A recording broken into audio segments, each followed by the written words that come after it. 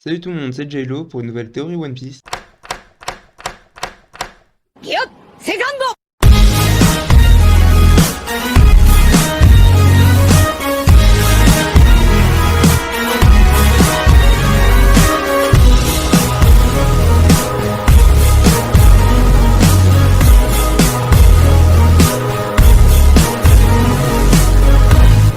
Barbe Noire, de son vrai nom Marshall D. Teach, est l'un des principaux antagonistes du manga One Piece. Il est la cause de la guerre au sommet et est devenu si puissant qu'il est maintenant Yonko. Il est capitaine d'équipage de Barbe Noire, ancien membre de 2ème division de Barbe Blanche et ancien membre des Shichibukai. Il est l'ennemi juré de Monkey D. Luffy et est considéré comme l'homologue maléfique de Barbe Blanche. Barbe Noire a actuellement une prime de 2 milliards 247 millions 600 000 berries, ce qui fait de lui un Yonko avec la prime la plus basse. Teach a longtemps été pirate dans la 2ème flotte d'équipage de Barbe Blanche et à sa tête Edward Nugget, le pirate considéré comme l'homme le plus fort du monde. Mais le jour où Tatch, commandant la 4ème flotte du même équipage, a trouvé le fruit des ténèbres, Teach, qui convoitait ce fruit, a tué Tatch dans la nuit et s'est enfui. Il fonde alors son équipage et Barbe Blanche ne lui pardonnera jamais. En supplément, Teach acheta la confiance de la marine en leur livrant le commandant de la 2ème flotte de Barbe Blanche, Broadcast D. Ace, le frère de sang de Luffy. Ce qui déclenche une énorme guerre entre l'équipage de Barbe Blanche et la marine pour tenter de sauver Ace. À la fin de la guerre, Barbe Noire arrivera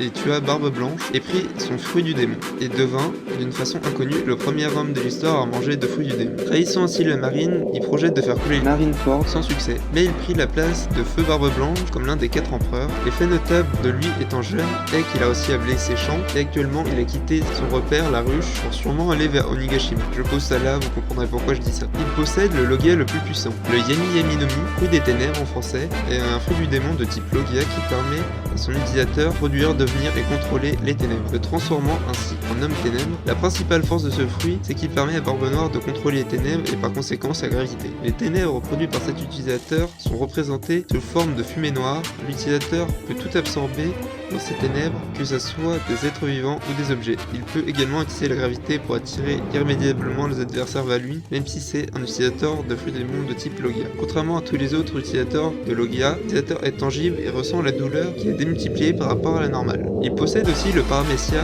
le plus puissant, le Gura Gura no Mi, fruit du tremblement français. C'est un fruit du démon de type Paramecia qui permet de transformer son utilisateur en un homme tremblement de terre. Ce fruit du démon permet à son utilisateur de générer des tremblements sous la forme d'ondes sismiques en frappant l'air ambiant qui se fissure, causant ainsi le tremblement. Les séismes causés détruisent quasiment tout. Pour moi, Barbe Noire aura un 3ème fruit de démon. Il a le Logia le plus puissant, il a le Paramecia le plus puissant, il manque plus qu'un Zoan. Un Zoan vraiment qui soit puissant, qui permette de contrer les défauts de son fruit du démon. Pourquoi pas le Tori Tori no Mi, modèle Phoenix. C'est un fruit du démon de type Zoan mythique qui permet à son utilisateur de se transformer en Phoenix. Il peut soigner ses blessures et peut donc posséder une très longue vie. Cette capacité est bien entendu compromise si le possesseur du fruit du démon possède des menottes en granit marin autour de son poignet. Si Teach s'en empare, pourra contrer les points faibles de son Logia et devenir le plus grand des Yonko. Après la bataille d'Onigashima, il pourra le récupérer sur la dépouille de Marco, qui sera faible, comme il l'a fait avec Barbe Blanche. À mon avis, il a déjà voulu essayer de le récupérer pendant la bataille de représailles, mais les hommes de Marco ont réussi à s'enfuir. Marco ayant déjà sauvé Luffy